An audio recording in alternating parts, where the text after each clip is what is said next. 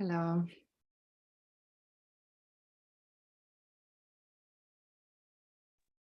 Hi to everyone. On behalf of the Dharma Friends, we welcome you all. From next week in the website, you can go to, there will be a link to the recording, to all the recording, and for all the PDF and files that our teacher gives us and send us. Sorry, I know that some of you go to the website and didn't find anything. So without further, let's start. Thank you, Dalit. All right. Okay, so let's start. As usual, we start with some breathing meditation.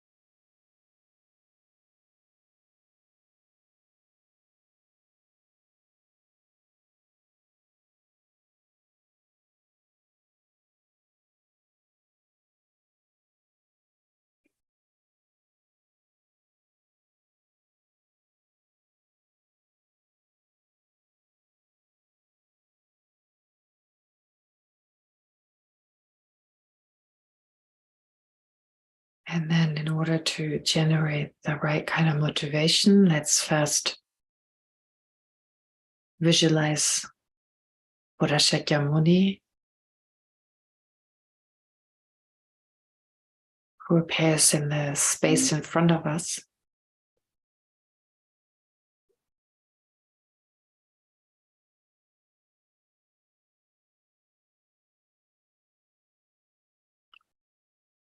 Seated on an open lotus,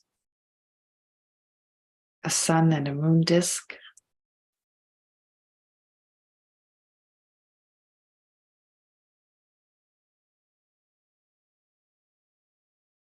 Wearing the saffron robes of a monk.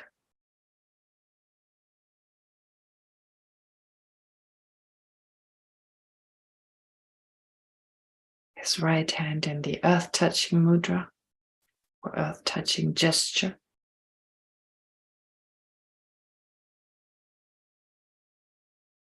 His left in the meditation gesture, holding a begging bowl.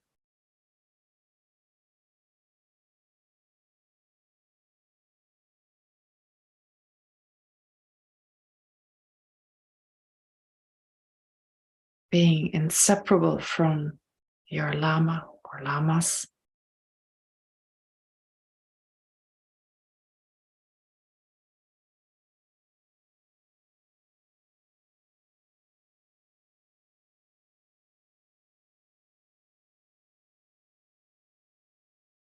And then visualize that you're surrounded by all sentient beings.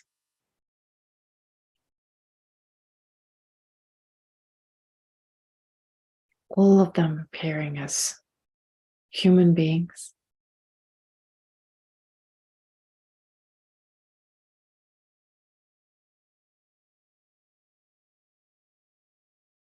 And despite all our differences, all being just like us and not wanting to suffer, but wanting to be happy and satisfied.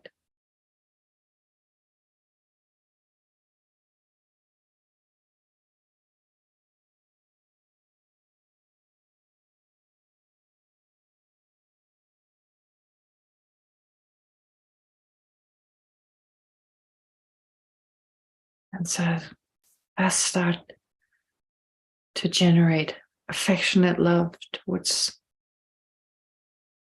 each and every one of those beings. which is a type of affection, closeness,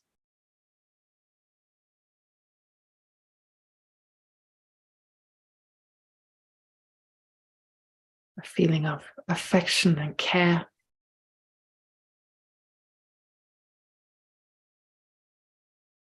Totally accepting of all their shortcomings.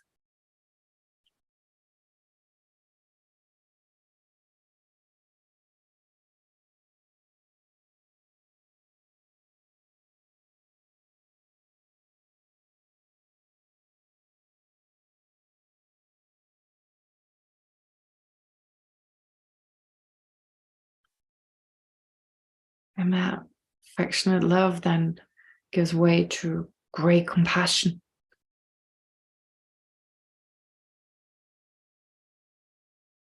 Which again focuses on all sentient beings and wishes for all of them to be free from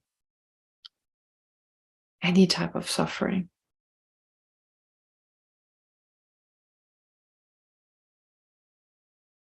And also wishes, may I be able to protect all sentient beings from any type of suffering.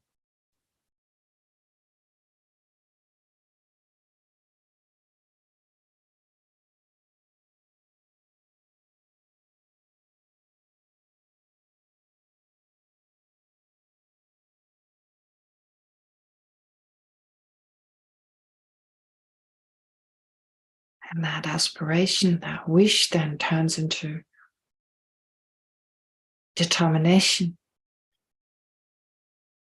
That is the altruistic attitude that is determined to do whatever is necessary and however long it takes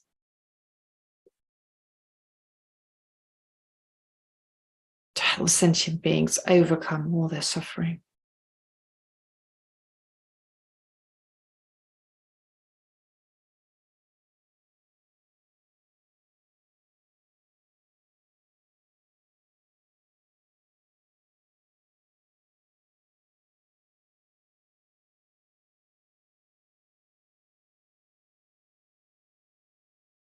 And then finally generate the mind of enlightenment, the aspiration for the benefit of all sentient beings to become fully enlightened. In that way, to be of greatest benefit to each one of them.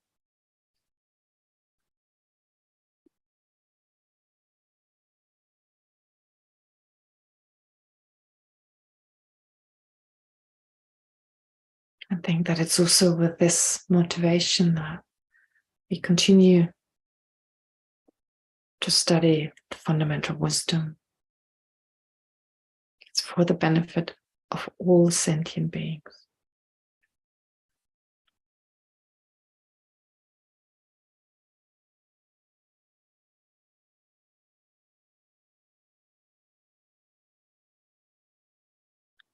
And without losing visualization and your motivation, let's recite the prayer.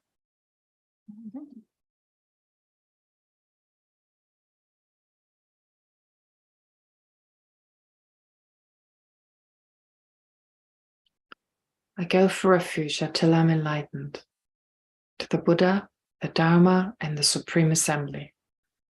By the accumulation of merits of practicing generosity and so forth, may I become a Buddha to benefit all sentient beings. I go for refuge until I'm enlightened, to the Buddha, the Dharma, and the Supreme Assembly. By the accumulation of merits of practicing generosity and so forth, may I become a Buddha to benefit all sentient beings.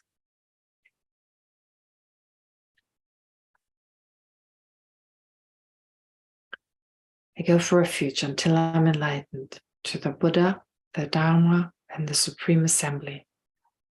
By the accumulation of merits of practicing generosity and so forth, may I become a Buddha to benefit all sentient beings.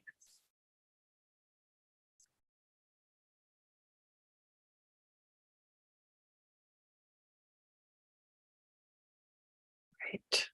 Okay, so let me share screen with you.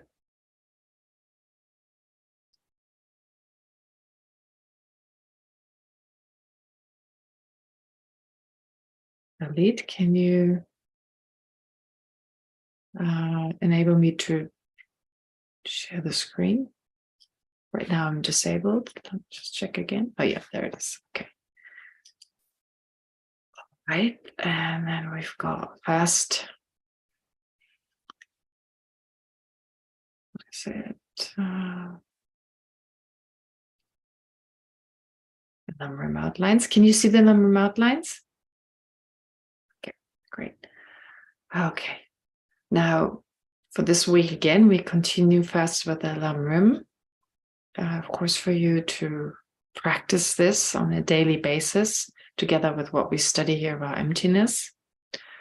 So as I said before, to start a session, first meditating on, well, precious human rebirth. And so here we talked about the first freedoms, the 8 freedoms. We discussed all those. So hopefully you've gone through them, you meditated on them. And for today, of the 10 richnesses, please focus on the 5 factors, the 5 richnesses that relate to your personal lives. So personal factors, they're called here. And to really reflect on this and bring it to an emotional level. I've mentioned that before. So not just intellectually, but as we've done here in the analytical meditation, at the end of class, I've always asked you as a conclusion to focus on whatever insight you've gained. And hopefully it's a feeling. This is how it's in Tibetan usually described, that you're supposed to generate some feeling. Some feeling arises, not just this intellectual sense of whatever is your topic, whatever insight you come to, but also some feeling, hopefully. And then you focus on that feeling and allow for that feeling to just go deeper. And so you should do the same thing again here and have that beginner's mind. I've also mentioned that before, that the beginner's mind, in the sense that as if you did it for the first time, and you do it with great attention, we do it with great interest, you try to do it right, and there's this enthusiasm for doing it. Actually, every time when we practice, we should have that beginner's mind, as if we did it for the first time, to really think, I was born a human being. I mean, yeah, there are a lot of human beings on this planet, but think how many insects are on this planet. I know, of course, if past and future lives are difficult, well, at least allow the possibility. There's a chance that, well, we could have been born as an insect, for instance. So a chance in the sense, we don't know 100% whether there is rebirth or not. And since there's a chance there is, well, what speaks against that we could have been born as an insect? The possibility is there. And so there are trillions, or more than trillions, of insects just on this planet. And therefore, wow, we're so lucky we're not born a human. We're not born in any of the other types of existence. We were born as a human being, where we have a healthy mixture of happiness and suffering. Since also suffering is helpful in terms of our spiritual development. But not only are we born as a human being, we live in a central Buddhist region, which, well, strictly speaking, we live in an area where there are Buddhists who practice the Dharma. It depends on which interpretation you follow. So some would say where the Dharma is available, where, well, possibly the whole country is Buddhist. The Dharma can be studied, can be reflected on. You have a Sangha and so forth. Though literally we may not live in that strictest sense of the word central region. We may not live in such a country, but the Dharma is available. And with the internet anyway, it doesn't really matter whether the place we're in right now is Buddhist or not. And of course, there are centers, etc. So in a sense, we do live in a central Buddhist region, you could say. And also in the Vinaya, it says, for instance, that Buddhist region is a place where you find the 8 types of pratimoksha vows. So the 1 day pratimoksha vow, which is not the same as the Mahayana vows, though the vows are the same, but the motivation is different. So the Mahayana precepts, these one day vows. Here we're talking about the pratimoksha 1 day precepts or 1 day vows. And then you have the lay man, lay woman vow. You have the Geshe, the novice man for a male novice or a female novice. You've got those two types of vows. You've got the intermediate vows for fully ordained nun, and the nuns, the vows for fully ordained nun and the vows for a fully ordained monk. So all those are eight vows. And so some would say if you live in a region where you have those 8, that's a central region, which, well, strictly speaking, actually Tibet would therefore not have been a central region, because the fully ordained vows and the vows of the intermediate nun were not held by anyone, because there were no fully ordained nuns, because the lineage was interrupted. Well, it's just because no nun ever made it to Tibet, fully ordained nun, or not enough fully ordained nuns. Anyway, a whole different story. But the point is, even Tibet, it could be argued that to a certain degree, it also wasn't a central region in the strictest sense of the term. But never mind, I mean, having access to the Dharma, and we have access to the Dharma. So just being aware that we have this tool, we have this medicine available, and to really rejoice in that, be happy about it, feel that joy, that appreciation and gratitude. And also we have complete and healthy sense and mental faculties. Of course, we may need glasses to see properly, or I don't know, have some other problems with our faculties, but especially our mental faculty is strong enough, is healthy enough, so that we can practice the Dharma, we can study it, we can reflect on it, we can meditate on it. And that is not the case for a lot of other people. And again, to reflect on this from an affirmative perspective, we have this opportunity, we have all these conditions. They're complete in our case. And we have not committed any of the 5 heinous actions. We have not killed our parents, father and mother. Those are 2 heinous actions. And then we have not killed an arhat. We have not drawn blood from a Buddha's body with a negative motivation, or we have not caused a schism in the Sangha, in particular at the time of the Buddha. So, and even if we had, we can always purify. So we have that opportunity. And anyway, these 5 heinous actions, can become a huge obstacle to our practice, but of course there's purification, we can engage in that. So in the end, if we reflect on those 5 points, also here Thubten Chodden, Venerable Thubten Chodden has added not doing actions against the Dharma, such as being a butcher. Well, I don't know if any of you is a butcher, but yeah, if that's the case, well, purification is definitely a means to work with it. And anyway, the 5 heinous actions, they are the main actions to look out for. So we haven't, in general, we have all these 5 richnesses, the first 5. And so please spend this week on reflecting on that, and just and internalize the fact that our lives are so rich because of these 5 endowments, past 5 endowments or richnesses. Great. Okay. So that's for this coming week. Also about answering questions. So I've decided to do it at the end of class before the meditation. That way it works better, and to start with class right away. You can continue to send questions, and some questions I may just integrate into class because it just works well. These are questions that relate to class, and if you send them to me, I may not make a separate time, but I'll try and answer them as I go through the material. But yes, so Jimmy's question I'll definitely answer towards the end of class today, before the meditation. And then what's next? Oh yes, so let's look at the material. Where is it? Fundamental. No. So we went through emptiness and dependent arising, but we didn't finish it. Last time I found the typo. I found another one today, but I didn't correct it yet.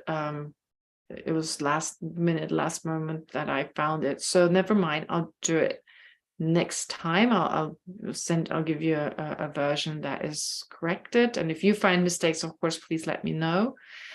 But yes, anyway, so this is where we got to last time. Last time I actually forgot to summarize class again, but I can do this today. We spoke mainly about dependent arising. So dependent arising, why is dependent arising so important? So as I said, well, starting this handout, for instance, I talked about emptiness. And in order to not fall into the extreme of nihilism, therefore, it's helpful it's necessary to reflect on dependent arising, because that shows how phenomena actually do exist. And of course, the understanding of dependent arising facilitates our understanding of emptiness. Emptiness facilitates our understanding of dependent arising. So those two concepts assist each other.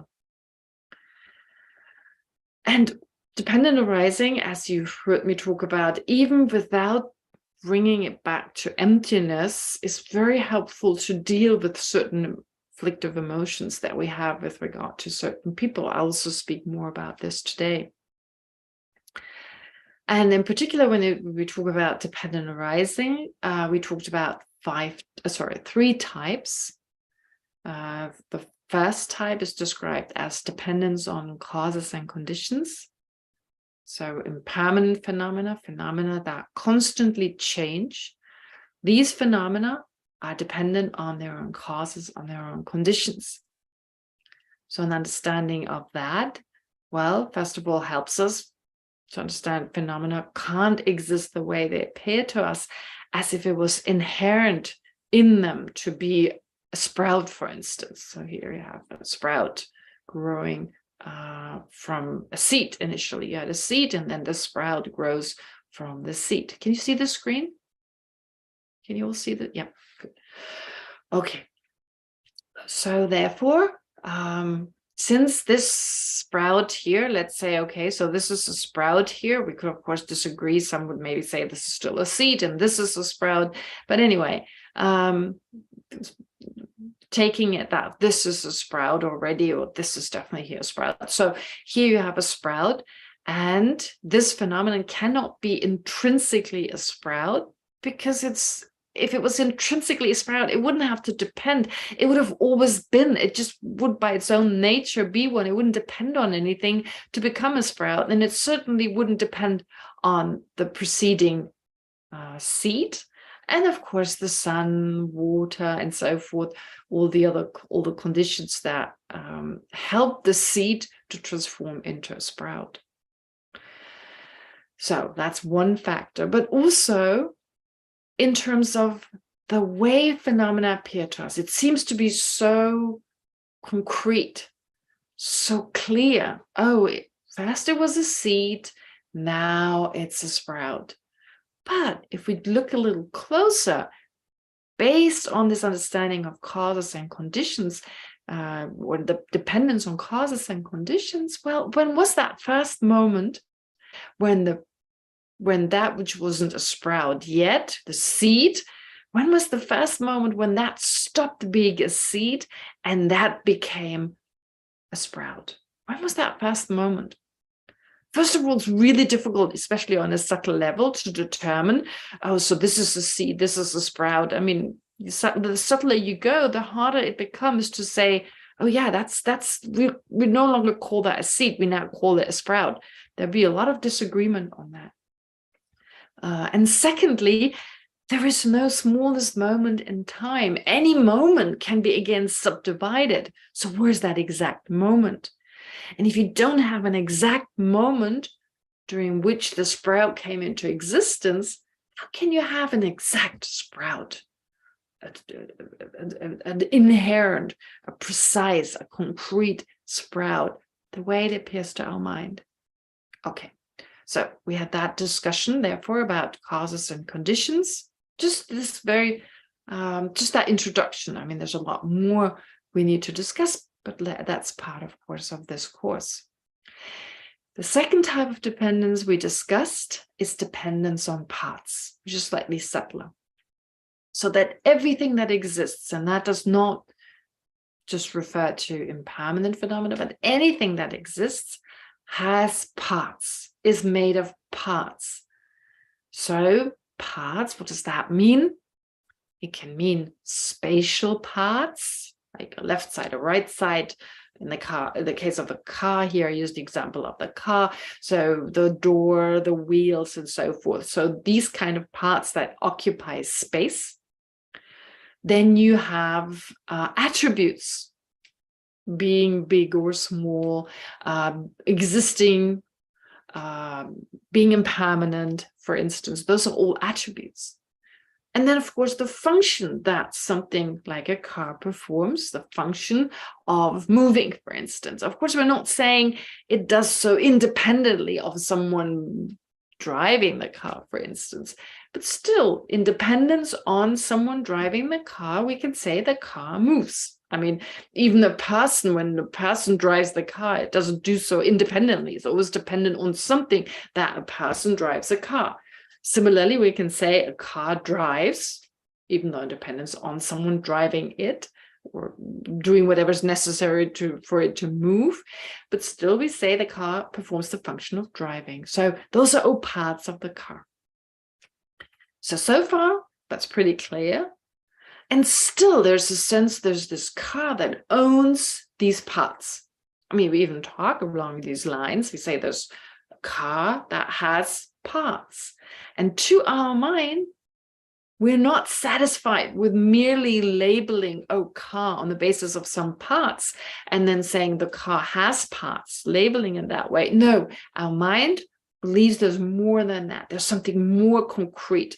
There's some carness that can be found among the parts. But again, if we focus on the parts, taking dependence on parts as the basis, and we then focus on what is the car and engage in ultimate analysis, the way I mentioned that at the beginning of the handout, and we look for the car.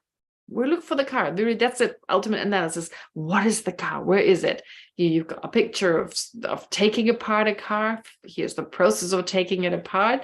And in the end, got all these parts, but where's the car? Where is that thing that previously, when the car was assembled, appeared to be there as that thing that holds all these parts, and that is possibly mine, so precious, right? If I'm very attached to my car, then whoa, there's some carness within it. It's got a personality. We may even go to that degree and give it a name or whatever. Okay. Anyway, can't find it. However concrete, however solid it appears to our mind, well, it's not findable. So this is how dependence on parts, of course. First of all, what does it refer to, and how we can bring it together with emptiness and get a better sense of what emptiness is. And this is just introductory. Of course, we'll talk more about it in relation to the text.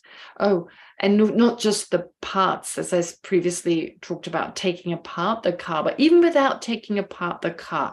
Fortunately, at this day and age, we have quantum physics, and I personally don't know much or anything really about quantum physics, but the thing that I do know, that the phenomena, the material objects around us consist of atoms. Right? So the way they appear to me, they don't exist, of course, not as solid as they appear. So there's this drawing here of these little spots. Well, that's symbolic for these atoms. So really, where does the car start and where does it end? These are all these atoms, the atoms of the air around us, the other atoms of the dust particles around us. So which atom belongs to the car and which one belongs to the objects around the car, right? Very difficult on that subtle level to determine where the car starts, and where does it end. And it appears to us so concrete and so solid. I mean, it's an optical illusion, right? It's just an appearance to our mind, to our sense consciousness, and this is how we think of the car. But it's far from existing in that way. And of course, if we think of light waves and the color, how it appears to us, that there is no blue really here. Like this happens to be a blue car. So that is just a light wave of a certain length. And then in interaction with our retina and so forth, well, it is not blue from its own side. So you get a sense that although it seems there's this blue car, very concrete over there, it's got this carness to it, it's far from it, cannot be found. So when we analyze it the way I just described. So, but not just is the car. So the car is, of course, dependent. We would say the car is dependent on its parts, yes. It's also dependent on other factors. If we say the car, I mean, when we say car, we have a certain sense of what that means to us or to someone else. So for instance, it's a big car. Well, in relation to a smaller car, of course. If there were no smaller cars in the world, we wouldn't call that car that, yeah, well, that just happens to be right here. So it could be any other car you could use as an example, but taking this one, well, we would say that's a big car in comparison to a smaller car. So it's in relation to other phenomena that we can also say, well, it's big or small. It's got a light color or a dark color and so forth. So it's in relation to other objects. And in that way, dependence on parts actually also includes, for instance, cold and hot. Hot is hot in relation to something colder, although cold is not a part of it. It's not a part of it. No way would you say that hot and cold are a part of each other, but it's included in this category of dependent arising, because not only are phenomena dependent on their own parts, they also are dependent on other phenomena in relation to which they're this, that, and the other. So for instance, if you take a mother, I used the example of a mother. I don't have an illustration here. There's an illustration later in the next section. Well, if you have a mother in relation to her daughter, she's a mother. In relation to her sister, in relation to her sibling, she's a sister. In relation to her parents, she's a daughter, and so forth.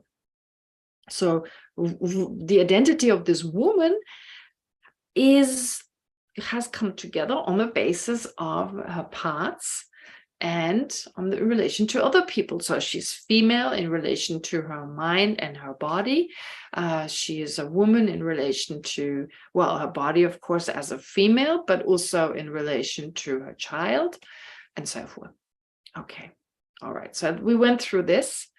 And again, first of all, if the car existed inherently, or any object existed inherently, well, first of all, what would it be, big or small, for instance? It would be both or neither, because it's like, it wouldn't be in relation to anything else that is big or small. So it's like, what is it, both big and small? Wouldn't that be contradictory? So would it be neither? Also, you would be able to be very concrete in terms of this is where it starts and this is where it ends. You would have a present car. You would have a moment exactly right now. This is the present car. But again, as I mentioned earlier, since we don't have a smallest moment in time, every moment can again be subdivided. So to say this is exactly the present moment, if we say this is exactly the present, how could you do that? You can't, because the present can be again subdivided in an earlier moment, a present moment, and a later moment. So again, that present moment can be again subdivided. So you never find an exact present moment. And since a past moment and a future moment are dependent on the present moment, or you can't really specify, you can't concretely talk about a past car and a future car. Because, well, a precise car is just not possible, because there's no precise present car in terms of a moment in time. Anyway, this was just a brief introduction, and if you still have questions, that'll be part of the text, of course. There's a whole chapter on investigating time. But then we got to dependence on designation by name and thought. Most important. That is most important. Okay. That's the deepest level. So here I did already read this, but might as well because it's so important. So dependence on designation or labeling. Here we talk about labeling. Sometimes the word imputing is also used. Yeah, I guess it's just a personal preference. I like the word designation or labeling. You can use, of course, imputing. So here already it shows us there's something happening. There's some labeling. There's an activity of labeling on the basis of a name, some symbol for something, and a thought or a conceptual consciousness. Right? A conceptual consciousness or a thought. A thought is a conceptual consciousness, and a conceptual consciousness is a thought. So, therefore, independence on a conceptual mind, a thinking mind, independence on a name, we then label, we designate phenomena, and that's why they are dependent. They're dependent on that. If they weren't labeled, if they weren't designated, they couldn't exist. And that is the deepest level of dependent arising and the hardest to understand, therefore, of course. According to the highest Buddhist school, the Prasangika Madhyamika, it is on this level of dependent arising that dependent arising and emptiness actually connect. They actually come together.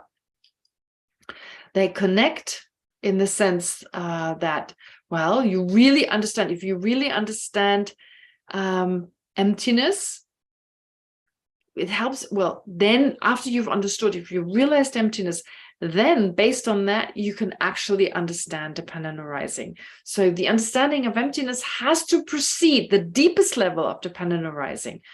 Usually dependent arising on a coarser level, on an easier understandable level, that can be used as a tool to realize emptiness.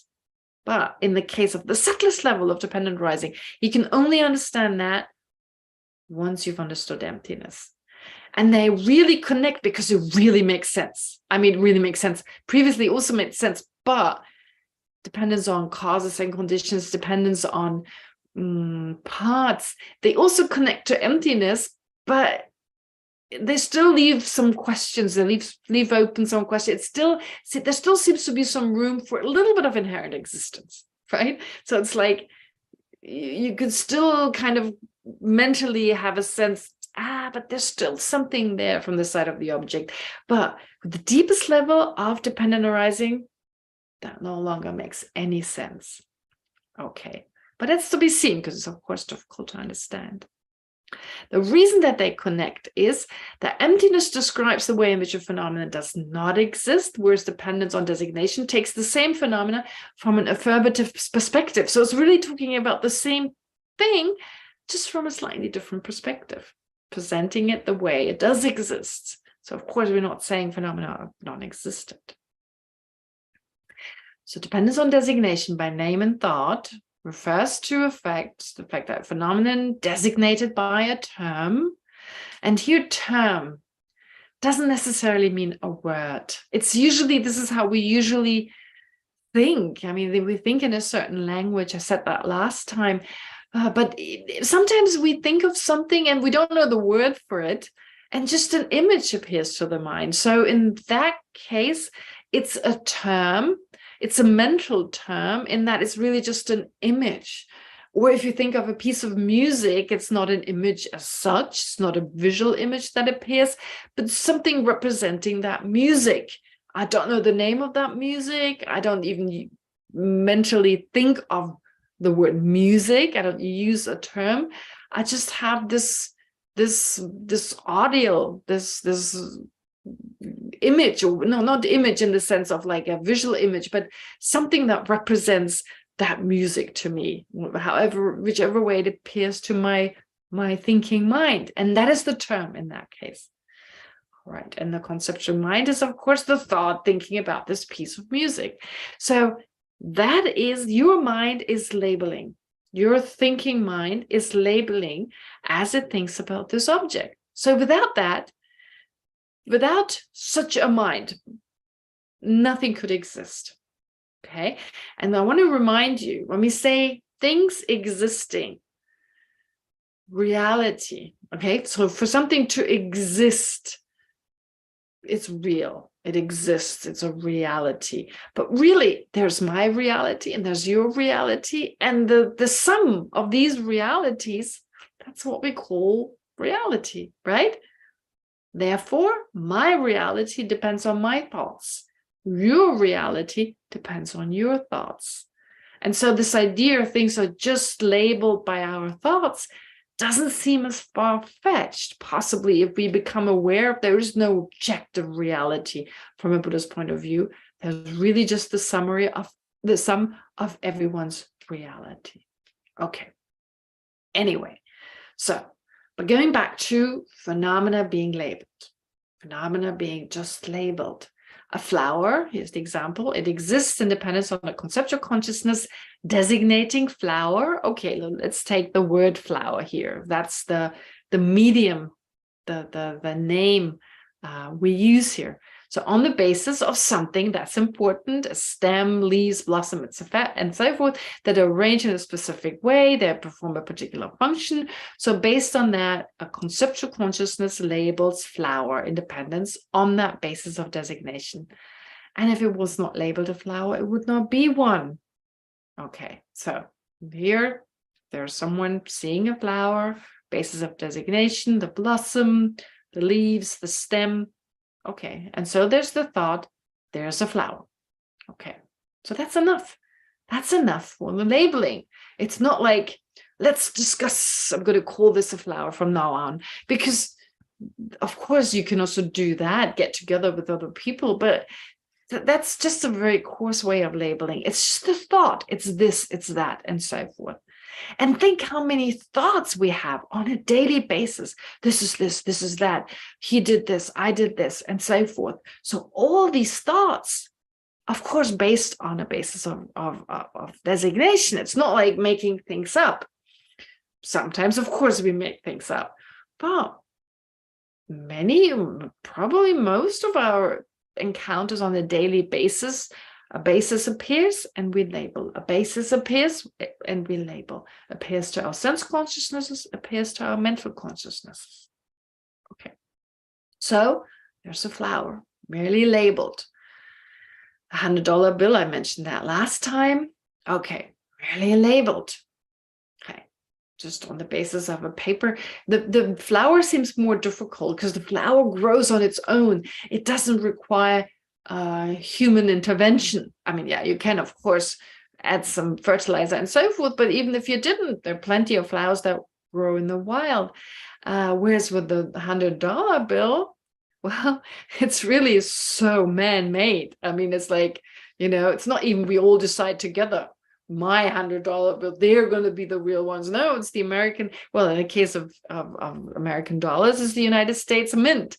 And every country's got its own mint, and therefore, you know, labels, gives a different label, and we follow that label. But the thing is, again, it seems from the side of this money, on the side of the money, it's like there's this value. It's like the money, if it lies there on the ground, you've got the little guy here, it's got the $100, like it's almost like the money is saying, pick me up. Be quick before someone else picks me up. There's a sense there's something there from the side of the object, although it's so clear it's merely labeled. And those are just simple examples. Of course, much more needs to be said about it, but I just want to get you develop or lead you towards this feeling there's something there from the side of, there's something there. And oftentimes I give you this example that was really bizarre.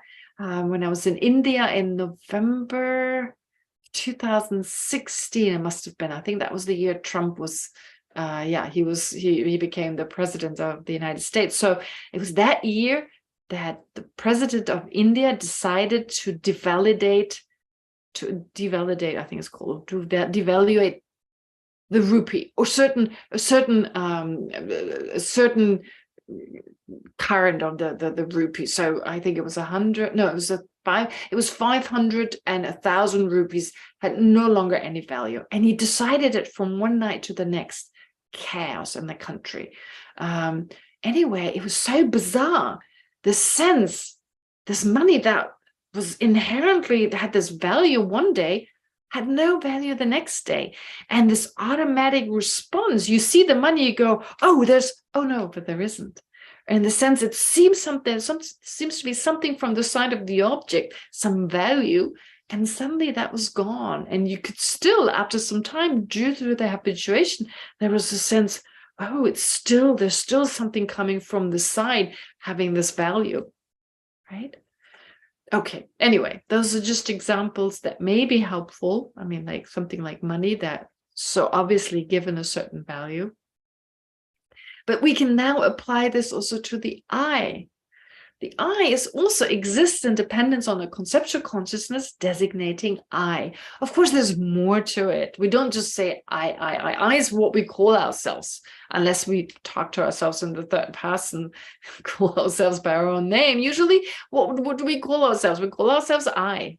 Well, it depends on what language. If it's Hebrew, it's what is it, ani, and in other languages you use other words for I. But the point is, so whatever is the word we use, we refer to ourselves as I, and that I, there's a sense there's this I, and that is merely designated on the basis of mind and body. Okay, so the body does something, we label I walk. For instance, the body walks, we say I walk. We think I walk. So that's the labeling mind. Of course, then we feel not only does my body walk, not only is my mind involved in the process of walking, there's somehow an I that's also walking, right? It's also this separate kind of entity. It feels very strongly that way. Stronger than it feels with a $100 bill. It's probably our strongest sense of inherent existence with regard to the self. Well, it depends on the situation, of course, because we were more attached to the I than we're attached to money. So the I exists in dependence on a conceptual consciousness, designating the I on the basis of a body, a mental consciousness, and so forth. So, of course, on a particular body and a mental consciousness that are karmically connected, right? Right now, we have a particular body that is connected karmically with the mental consciousness and perform particular functions or activities. The I does exist because a conceptual consciousness labels I independence on its basis of designation. And other than the merely designated or conventionally existent I, no self can be found, right? So don't say the I doesn't exist, because there's the labeled I. But more than the labeled I, or other than the labeled I, no I. Although it feels like, whether I label or not, there is this I, and that's the center of the universe, right? That's how it feels. And I'm not exaggerating. I mean, it feels that way, at times stronger than at other times. Okay, so now here I described again, what does it mean to label? So the conceptual consciousness labels I, as an example, I, every time it thinks of the I. Every time we think I, every time there's this thought, this is me, on the basis of the appearance of body or mind or both, right? Body or mind. I mean, usually it's like body. Okay, so I'm sick on the basis of the body. I'm sick. I've got a headache, or I don't know, I've got a runny nose. And I'm labeling on the basis of the body. I say, I'm sick. That's the thought. Mental consciousness labels, I'm sick. And the stronger the sickness, or the harder I find it to deal with the sickness, the more I think I'm sick, right? And then on the basis of, here again, there should be a capital O. Another mistake I need to. Or no, it's not. There should be a comma. Never mind. Okay. So on the basis of the body being sick, So I'm sick on the basis of the body being sick. Okay, so it should be comma. And then I meditate. No, sorry, there's no comma. No, I'm sick on the basis of the body being sick. Exactly, there's no comma. I'm sick on the basis of the body being sick. I meditate on the basis of the mind meditating, for instance. Again, what is meditating? I say I'm meditating, but it's really my mind that's meditating. My feet are in a specific position. Okay, my legs are crossed. I sit cross-legged, but basically it's my mind, and therefore I label I'm meditating. Other than the mind meditating, there's no I that is meditating. I mean, it's just a labeled I, and so on. And of course, even my mind meditating, but I don't even want to go into my mind also being labeled. Let's just focus on the I. So a conceptual consciousness designates the I. In the same way, conceptual consciousness is labeled all other phenomena. So every time, therefore, we think something is this or that, we're labeling. This is a sunset. This is a sunrise. This is cold. We're labeling all day long. I mean, that's why it's so incredibly difficult to just focus on the breathing and really just have the thought, I'm breathing, right? Okay. Yet, although conceptual labeling is necessary for a phenomenon to exist, it is not by itself a sufficient requirement for existence. That's not enough. Designation by consciousness must occur in relation to an appropriate basis of designation. I said that earlier on. So very important, because otherwise, and this is a very common misapprehension. Once we get a sense what labeling means, we have a sense that we could just call anything, and then it becomes that. No, that's not true. And this is a thought we need to look out for. This thought, it kind of creeps in, and there's a sense, oh, because I call it this, that, and that, I call it this, and therefore it becomes this. No, it needs a basis of designation. That's important. That is why there's a difference between mistakenly labeling snake on the basis of a coiled speckled rope. Okay, this was the best I could do with speckled. I couldn't find a speckled rope, so I colored it in myself. So it kind of looks like the snake here. It's not exactly, it's kind of speckled. It's more striped than speckled, but never mind.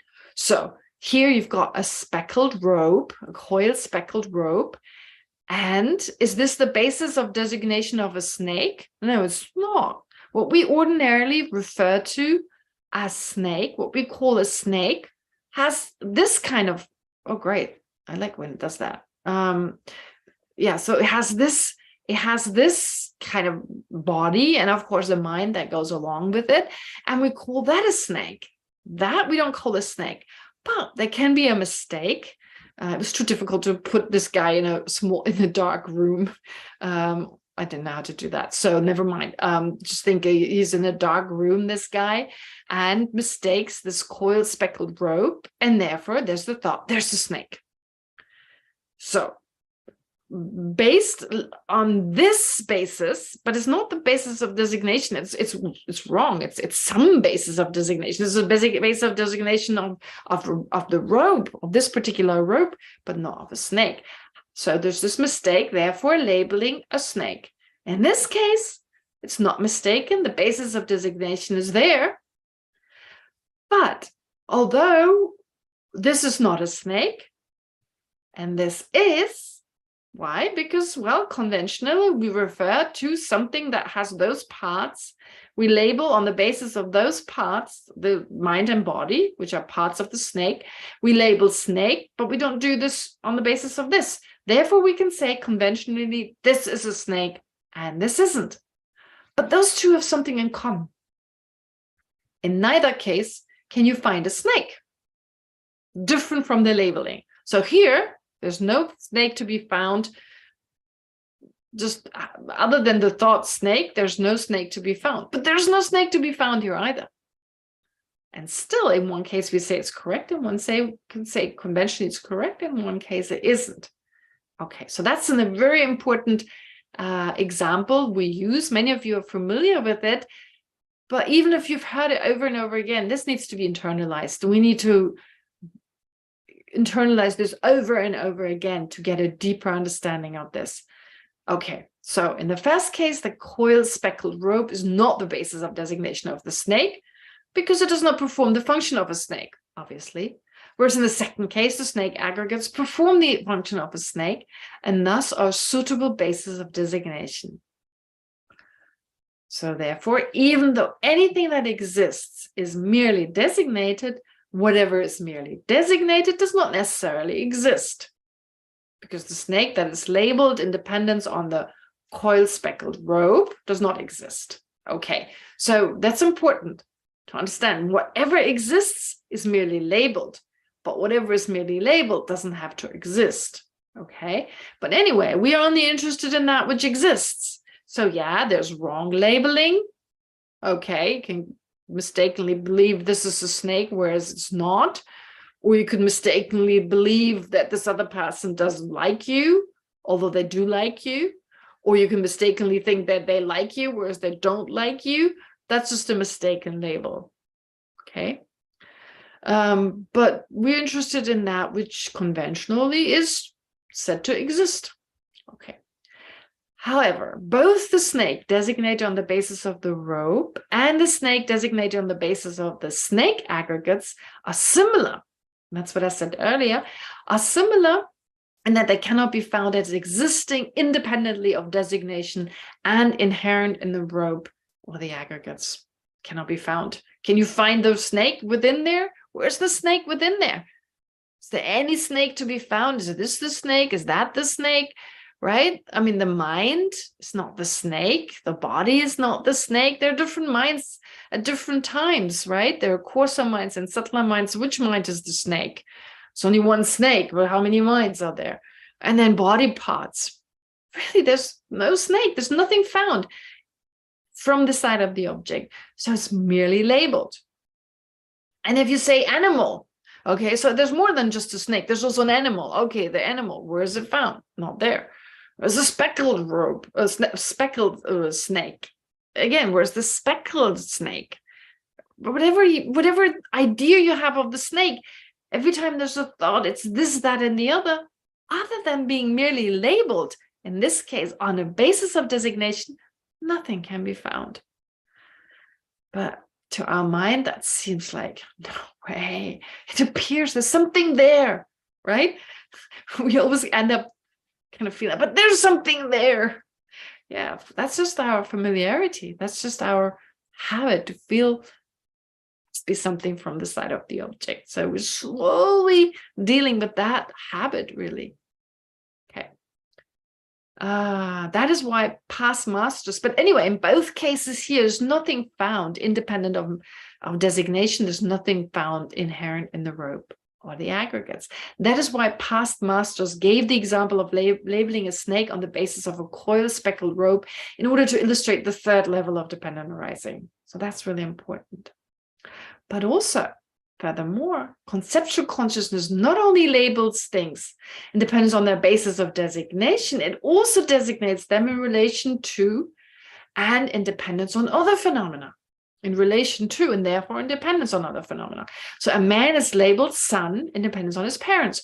So our sense of identity really, like this guy here, right? He has a sense, I'm a son, right? Feels like I'm a son. In dependence on what? In relation to what? His parents. There's no sonness, son hyphen ness.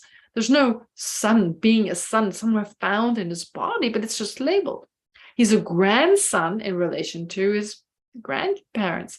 He's a father in relation to his child and a brother in relation to his sister, right? So there's these thoughts, I'm this, I'm that, and so forth. But it's all in dependence, of course, on mind and body as well, but also in relation to the people around us, for example. And this, I feel, is so powerful. And this is why I just a sec. I prepared this particular handout here. Our sense of identity. So our sense of identity. Now, these little bubbles, there should be endless. There should be thousands and thousands of them. But obviously, I've only had a certain size of paper, virtual paper, and there was only that much I could fit it onto this. But I wanted to give you a sense that really our sense of identity, if you think of yourself, well, first of all, here I took a woman because, well, I guess most Dharma students in the West nowadays are female. I could have taken a man as well. So you can just, if you're male, you can just use to think of a male. So this is just symbolic of, from the side of the object, there's nothing there. I mean, of course, I had to draw something. There's a shape. There's obviously a female shape. And I also didn't put a bubble based on that shape and mental attitude labeling woman, because that's just implied. But really, like, our mind, our sense of identity is really, here it says, the sum of countless thoughts constantly. And this is not just once, all day long, labeling attributes, etc., in dependence on our aggregates, mind and body, other people, situations, and so forth. Okay?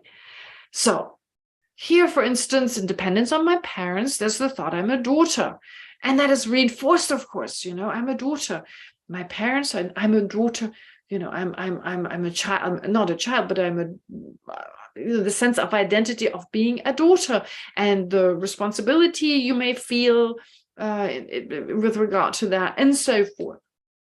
And then if this person is a mother, so the feeling and dependence on this child, I'm a mother. Again, the sense of motherhood. If there's a husband or a partner or whatever, I'm a wife.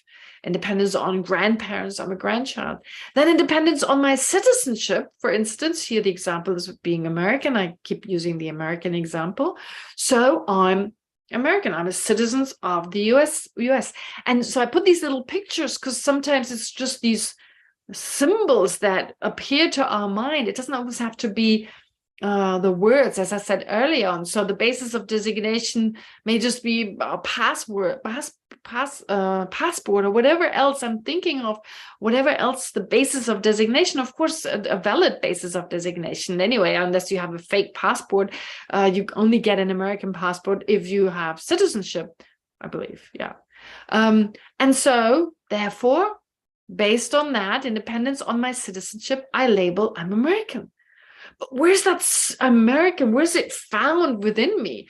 Maybe certain habits that I have, certain, well, things that are typical American. But again, it's just labeled on these habits that are labeled American. And anyway, anyone else in the world could have similar habits, and I'm still not labeling American. So in the end, I cannot find this being an American within me, although it feels like very strongly there's something there, just labeled. It depends on the different degrees I have. So this is the symbol here. I'm well educated. Here, that's the only symbol I could find. I mean, I thought I'd take Jewish, for instance, but then a Jewish mother, how am I going to get, what kind of symbol am I going to put here? So the baptism was the easiest. And that's debatable. Just being baptized, are you Christian or not, right? It's just a matter of definition, I guess. Some would probably say if you're baptized, you're Christian. Others would disagree. This is just an example, but this feeling I'm Christian, and of course for other reasons as well, labeling being a Christian. It's based on the beliefs. Also, it's based on the mind, right? Dependence on my brother, I'm a sister.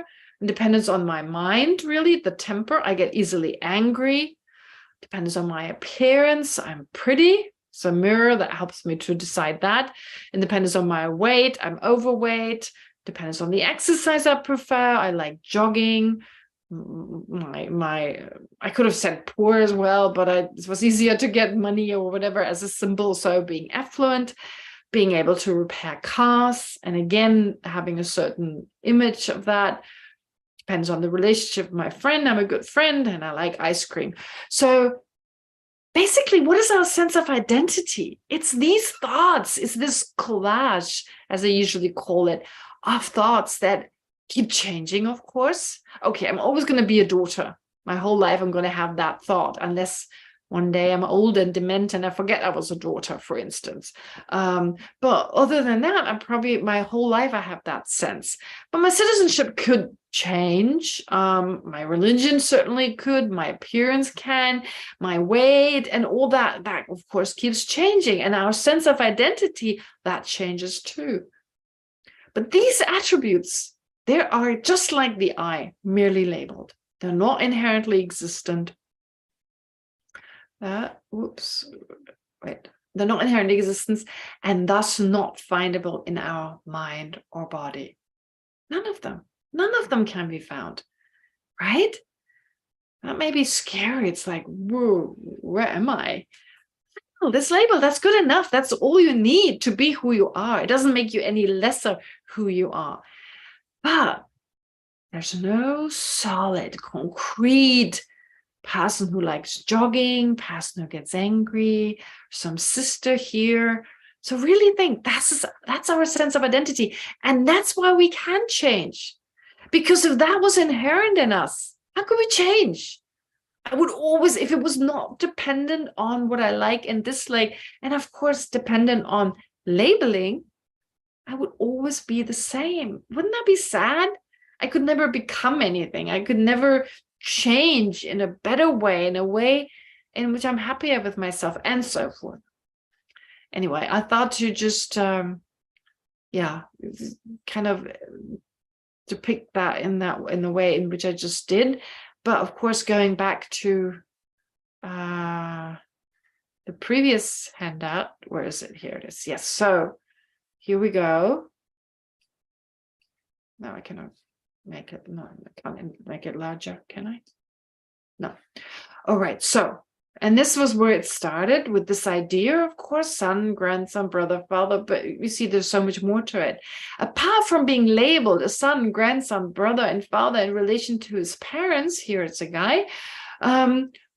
No grandparents, sister, and daughter, respectively. So in relation to those, the man is not inherently a son, etc. And no sonness, oh, here it is, grandsonness, and so forth, can be found among his mind or body. I mean, any thought you have of yourself, can you ever find it? No. It seems there's something there. It seems that something that drives our self-centeredness and gives rise to all our suffering cannot be found. It's not findable. All right. And this is also true, of course, for other things. Here's a simple example, long and short. A pencil is labeled long and depends on something shorter, such as a matchstick, and short and depends on something longer, such as a ladle, and so forth, right? So anything, any attribute we think something has, again, we need to check in relation to what or in dependence on what was it labeled. Being long or short are not to be found from the side of the pencil. There's no longness or shortness within the pencil, just as there's no pencil within the pencil, right? Other than the merely labeled one. Just as the pencil is not inherently a pencil, none of its attributes exist objectively and thus independently of being merely designated by thought. The same applies to everything else that exists. Phenomena exist conventionally, relatively, and in mutual dependence. They exist as being merely labeled. Okay, I still didn't finish this. Got you all the material. But I just feel this is so important. This is really the essence of everything. And we want to go deeper from here, starting with the text. Of course, you have the material from last time. I'll use that for next time. I'll stop here because I still want to answer Jimmy's question. And if I'm able to answer it early enough, I go back a little bit before we do the meditation. But yeah, I'm determined to finish on time. Therefore, I'm more aware of the time this time. Okay, so if you could, or I can probably find the question, still have it from last time. Where is this? Where's it?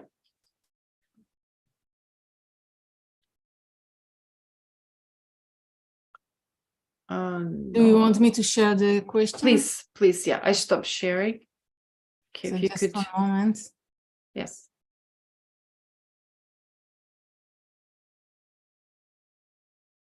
Jimmy's first question, the one from 31st.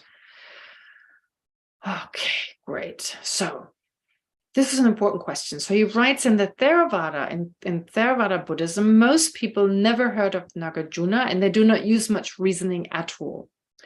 In fact, much reasoning is usually discouraged. The method is simply satipatthana, or mindfulness meditation, so just observing their own physical and mental processes of body and mind.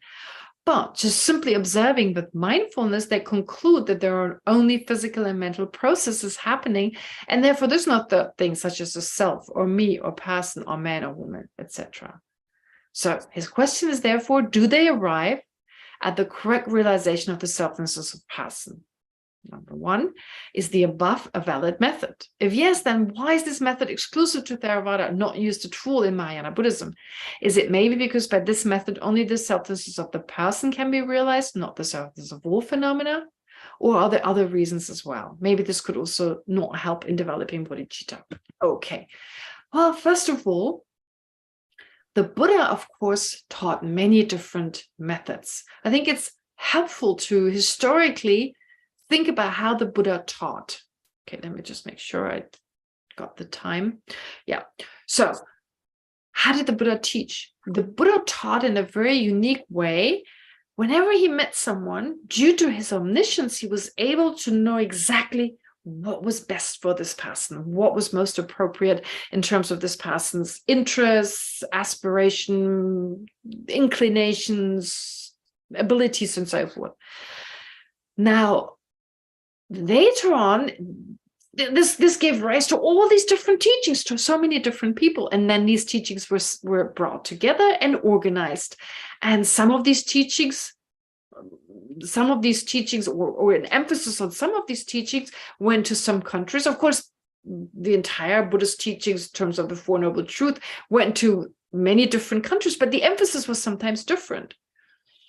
And so these are all tools and methods. So here you mentioned mindfulness. This was a method he taught to some of his disciples that was most beneficial to them. And to those regions in the world where this is practiced, well, it's extremely effective. And do they arrive at the correct realization of the selflessness of person? I assume so. I mean, I don't know, has anyone realized selflessness? I don't even know, has Soulness realized selflessness? I think so, but I don't know. I certainly haven't, and I don't know anyone else, but I guess, yes. So with this method, the Buddha taught it. Is it a valid method? Yes, I think so. Are there other methods? Yes, there are as well. So is just that enough? I don't know. I mean, for instance, the method described in the Tibetan tradition with a lot of reasoning, is that enough? No. You still need mindfulness. So maybe it's not emphasized as much. It's not discussed as, but it's definitely mentioned, and it's definitely a very important tool. Without mindfulness, without also observing the physical and mental processes, I mean, how can you? I have to apply everything. If I analyze my own mind and body, I have to first observe my own physical and mental processes. And even if reasoning is not really described in the Theravada tradition, well, we do apply. We reason automatically. Our mind does it automatically. We never get angry without a reason. Not saying it's a correct reason, but we also can apply correct reason in many other cases. So this method, for some people who have this ability, even without external reasoning being introduced to them, well, why should they not realize selflessness in that way? And yes, for some people, it's definitely discouraged, because sometimes if we're too much in our head, it becomes an obstacle. We should know this is just a tool, and at times it's helpful, but there are also times in our life when we need to move away from it. I mean, we need to study, we need to definitely apply our mind in a certain way to gain a better understanding. But is that the end of it? No. At some point, satipatthana, mindfulness, focus, all this becomes very important. So it's not a method that's exclusive to Theravada. I would disagree, but the emphasis is different. So therefore, it's important to study more about these different traditions to read between the lines and see, and not even between the lines, but see that although it's not mentioned as much, but it's there. And so therefore selflessness of person, though it seems to be emphasized more, but I'm pretty sure that there are highly realized beings who also realize the selflessness of phenomena. I mean, even in the Tibetan tradition, selflessness of the person is emphasized a lot. So that it's emphasized a lot doesn't mean it's not part of the tradition. So therefore, I believe it's just, like I said, it's a matter of emphasis. And then lastly, are there other reasons? No, I think I've answered this basically, so that should do. So I believe there are just other systems. Of course, the Theravada tradition, the goal is a different one. It's not described to be empty, is not described to be full enlightenment. And therefore, for a system that does not teach enlightenment, but teaches self-liberation, you don't need to have emptiness described as extensively. So in the Tibetan tradition, where the goal is, in the Nalanda tradition, where the goal is full enlightenment, emptiness needs to be described in much more detail. And that also relates to the last part of your question, because not only is a bodhisattva someone aiming for enlightenment or aspires towards enlightenment, like a bodhisattva, this person, a bodhisattva, is someone who needs to also teach it to others. So teach very extensively in order to accumulate enough merit to become fully enlightened, which is why in the scriptures of the Nalanda tradition, emptiness is described much more extensively because that's necessary. Emptiness is described in the Pali tradition, and emptiness, or in the systems that lead to liberation and in the systems that lead to enlightenment, but less extensively or more extensively. There's a difference there because it's not necessary. If you want to become self-liberated, you don't need to teach it as extensively to others, show others the path also to their respective goals. Instead, it's for your own liberation and it's less extensive. Okay, so that's the answer to your questions. 2 minutes too long, I apologize, but anyway, let's start meditating.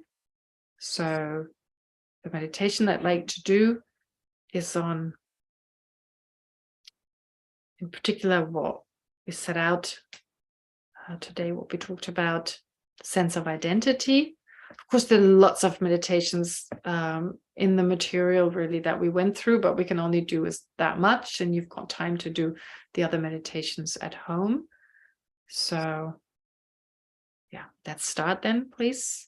Starting with some breathing meditation.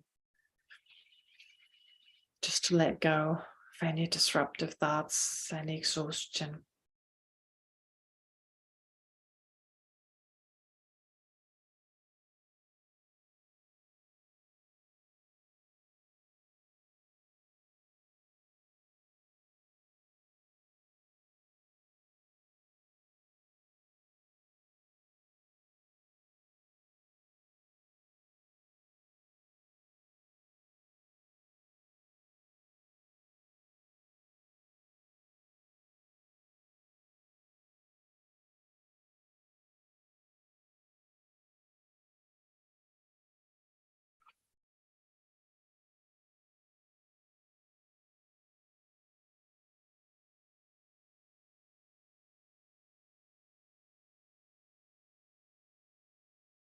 And now focus your attention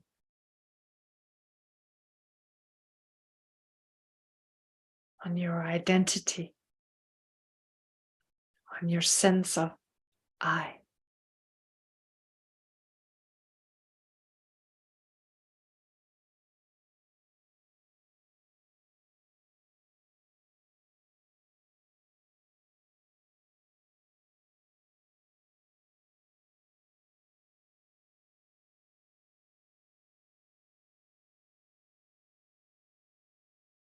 So obviously the I, present I,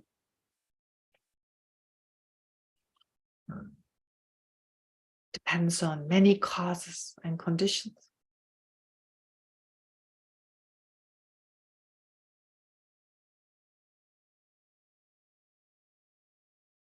Physical causes such as the DNA of our parents,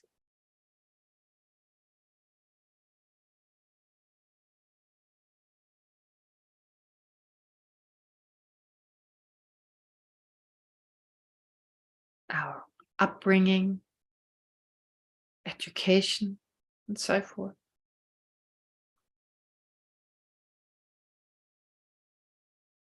The food we've eaten in the past.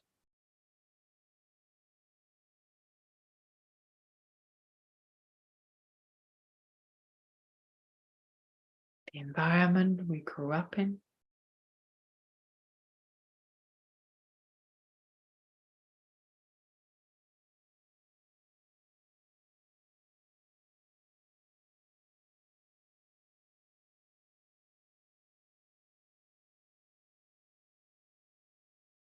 So, numerous causes and conditions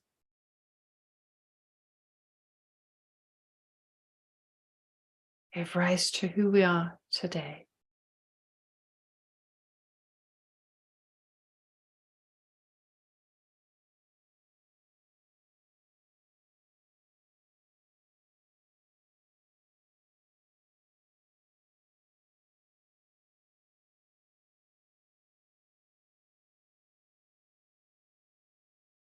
And we're dependent on our parts, our mind, our body,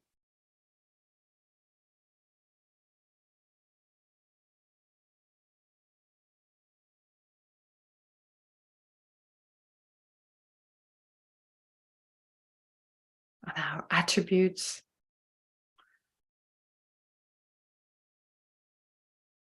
our abilities.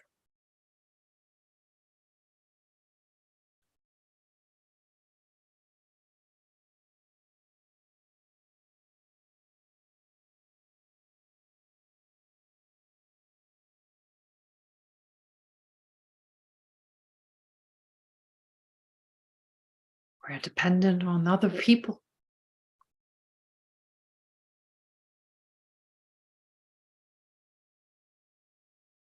To be a brother, a sister,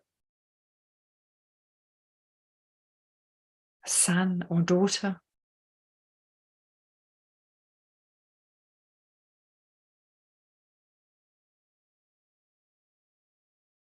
And so forth.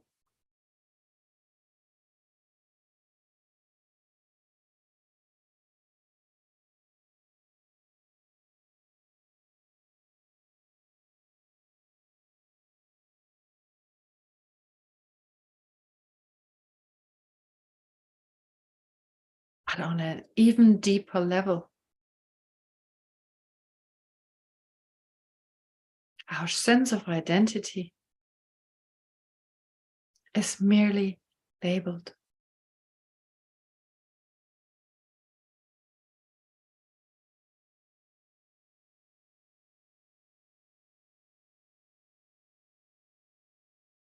Of course, in dependence on a basis of designation.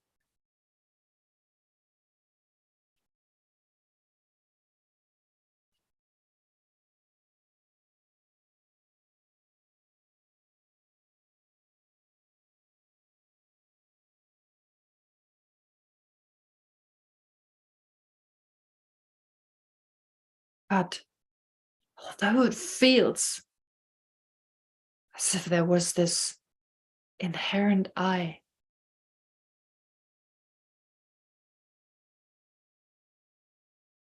that I need to protect,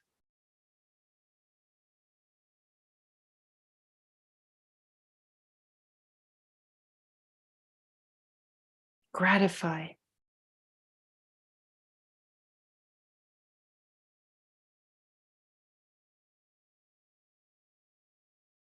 whose reputation, success, gain, and pleasure I need to work towards.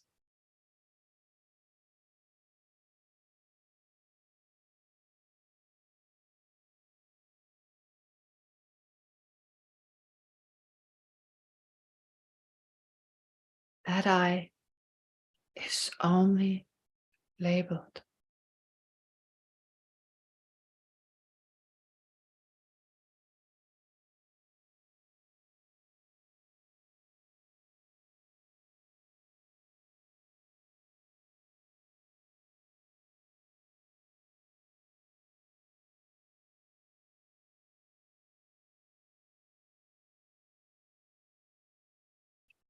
Labeled the sense of different thoughts that I have in relation to my mind and body, and in relation to other people and situations. I label I.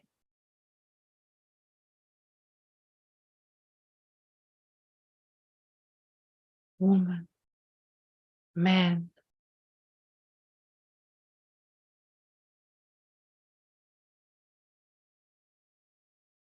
son, daughter,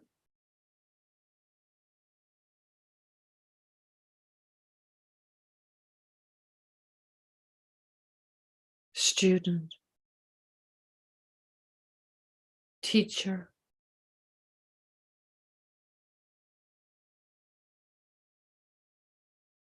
and so forth.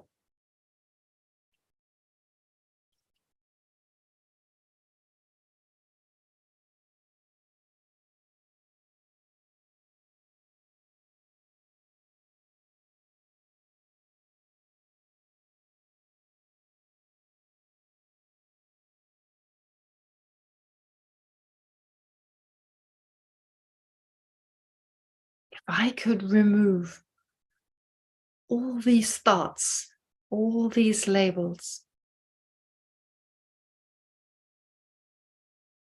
including those of other people with regard to myself, no I could be found.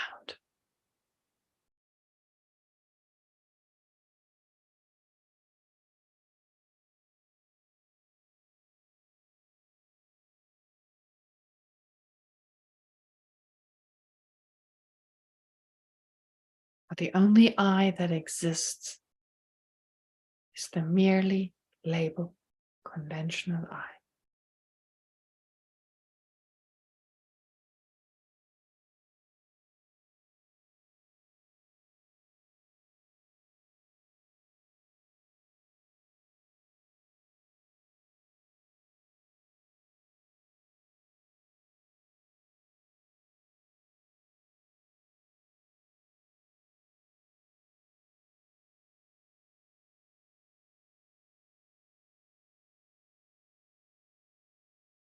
So now to conclude this meditation, this analysis,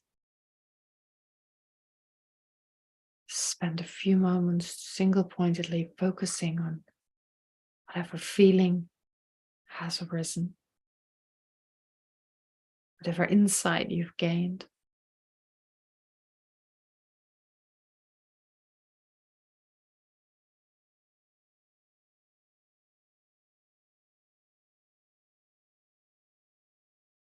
And allow for it to become a deeper part of your mind.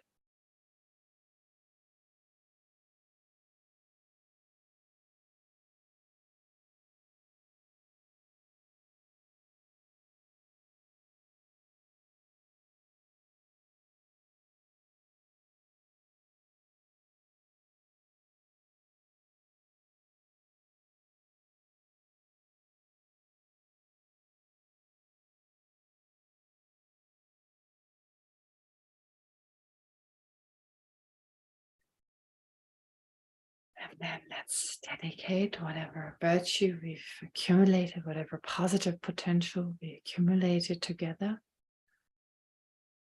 Let's dedicate it, first of all, towards our own future enlightenment, so that one day we'll become fully enlightened for the benefit of all sentient beings.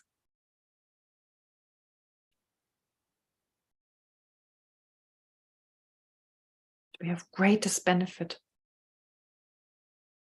to whoever we encounter.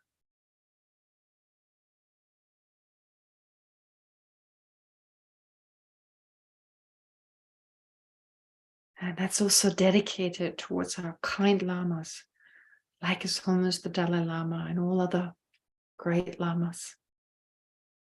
May they continue to guide us through their example and through their teachings, lead us towards enlightenment.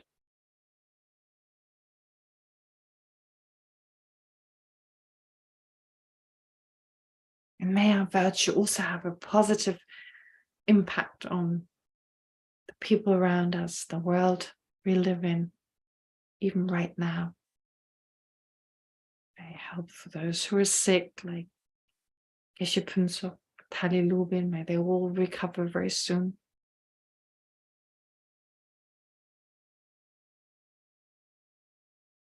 May it help people to become more aware of the climate change, problems with the environment, and make the necessary changes.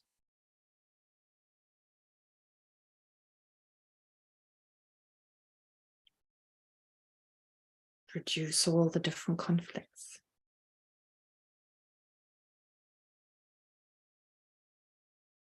And so with this in mind, let's recite the dedication prayers.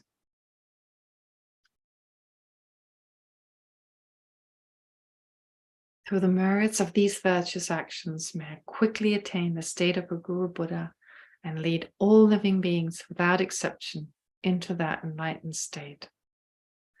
In the land encircled by snow mountains, you are the source of all happiness and good. All-powerful Chenrezig Denzin Gyatso, please remain until samsara ends. May the precious Bodhi mind not yet born arise and grow. May that born have no decline, but increase forevermore.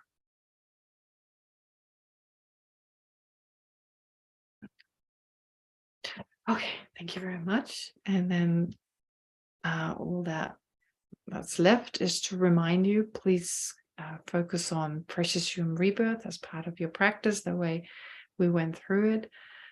Read the material that I prepared for next week, and I also make more material available to you in the coming days, or at the latest this weekend, if I find enough time. But yeah, somewhere I'll get you some. Have a great week, and see you soon. Bye. Thank you very much. Thank you. Thank you, Geshe-ma. Thank you, Geshe-ma.